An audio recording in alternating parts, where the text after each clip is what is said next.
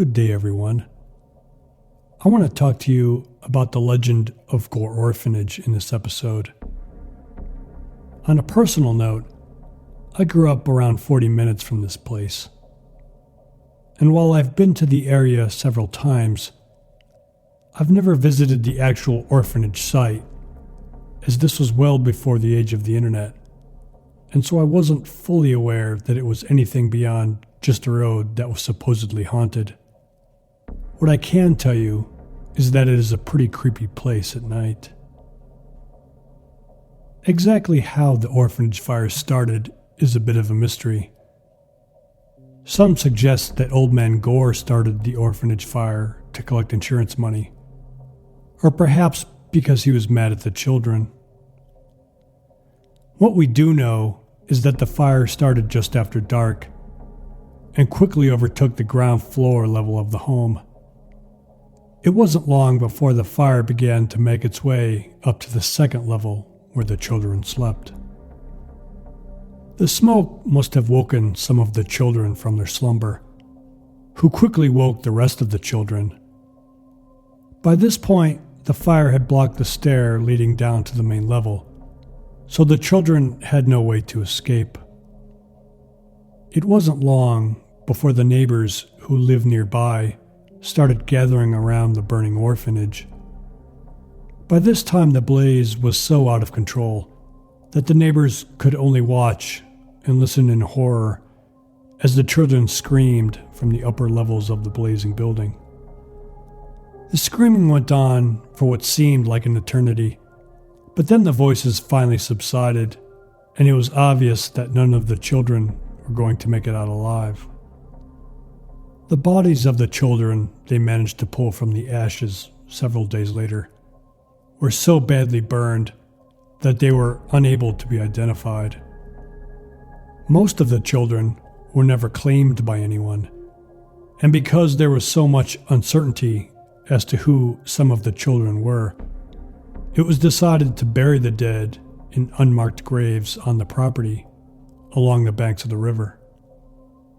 It is the screams of those children from over 100 years ago that can still be heard today, especially from the bridge that crosses the river near the old orphanage site. While this story sounds like a bit of a creepy urban legend, there is a bit of truth surrounding it. The story of the innocent children being burned alive isn't an urban legend at all, but it did not happen at the site of the orphanage. It actually occurred about 60 miles east in what is known as the Collinwood School Fire that took place just east of Cleveland. There were 172 children lost in that fire, along with 2 teachers and a rescue worker. The date was March 4th, 1908. Like countless buildings of that time period, the school building was built prior to the fire codes we have today.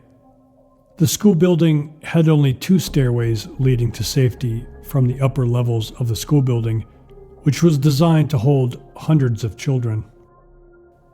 During the fire, one of the 2 stairways became completely engulfed in flames and acted as a chimney, drawing the flames and smoke up from the main level to the upper floors. The other stairway quickly became jammed with the children and teachers trying to flee the fire, trapping everyone who might have been left behind them, unable to make it to safety. The upper floors of the building eventually collapsed down into the basement, killing anyone who may have still been alive. Several of the children who were lost in the fire were unable to be identified and were buried in a common grave at Lakeview Cemetery on the east side of Cleveland. While the horrors of Gore Orphanage may not be so horrific, the true story of the orphanage takes on its own brand of pain and suffering. But unlike the urban legend, it did not involve a deadly fire set by an angry old man. The actual history of Gore Orphanage has its beginnings in the early 1800s. Joseph Swift, a well-off farmer from New England, was deeded 150 acres of land for his service in the War of 1812.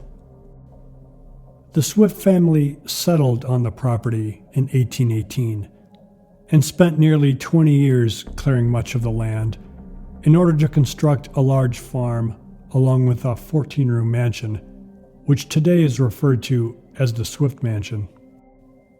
He and his wife had 6 children, one of which ultimately died at a very young age, a 5-year-old daughter in 1831.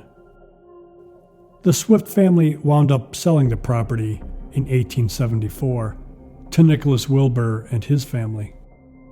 The Wilbur family lived in the mansion for many years, but in the winter of 1893, 4 of the Swift's grandchildren died within a span of just 5 days.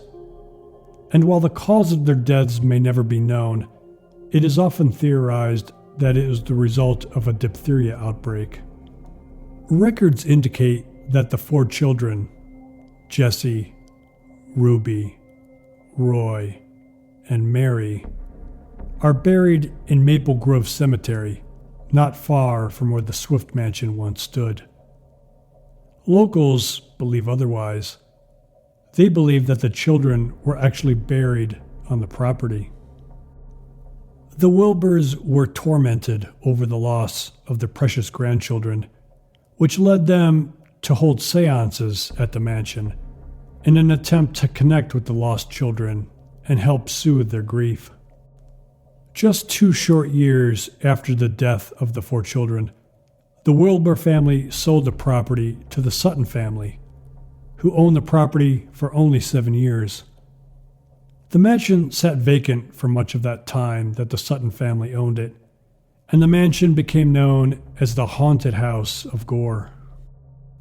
The property finally wound up in the hands of Reverend John Sprunger, a recent transplant from Indiana, who operated a large orphanage there that had in fact burned down in 1899. Mr. Sprunger purchased the portion of the farm that contained the Swift Mansion, along with a few other farms in the area.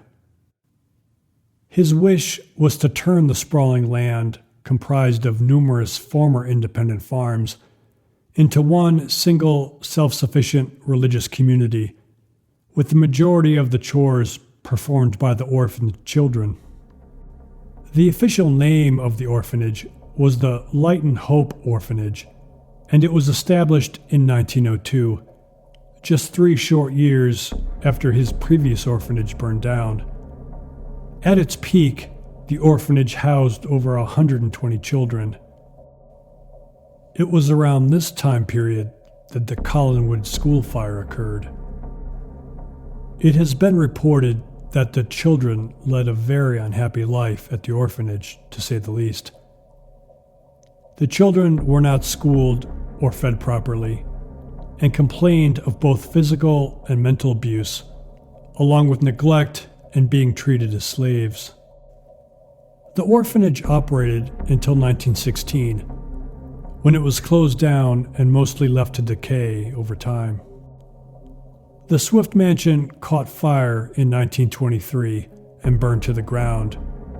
Nobody died in that fire. Today, the only tangible evidence are the Gore Orphanage road signs along the road, along with the graffiti-covered stone hitching post and some scattered foundation stones from the original Swift Mansion. While the legend associated with Gore Orphanage may not follow the urban legend of Old Man Gore purposefully burning down the orphanage while the children slept, there is no doubt much darkness surrounding the orphanage and the treatment of the children. Somehow, all of these stories of local school fires that led to the death of many children and the burning orphanages of previous owners were woven together over the years and became entangled with the Gore Orphanage site. And what better place for a ghost story, situated along a road that is in fact named Gore Orphanage Road, which weaves its way through a very dark and secluded part of the state. One thing is for certain. All of those poor, innocent children who were once housed at the orphanage have no doubt passed on in the 100 or so years since the orphanage shut its doors. But perhaps some of those children still do come back to visit the old farm, in one form or another, in an attempt to find peace, or maybe to recapture some of their lost childhood that was taken away from them during their time spent at the orphanage. And now you know the whole story surrounding Gore Orphanage.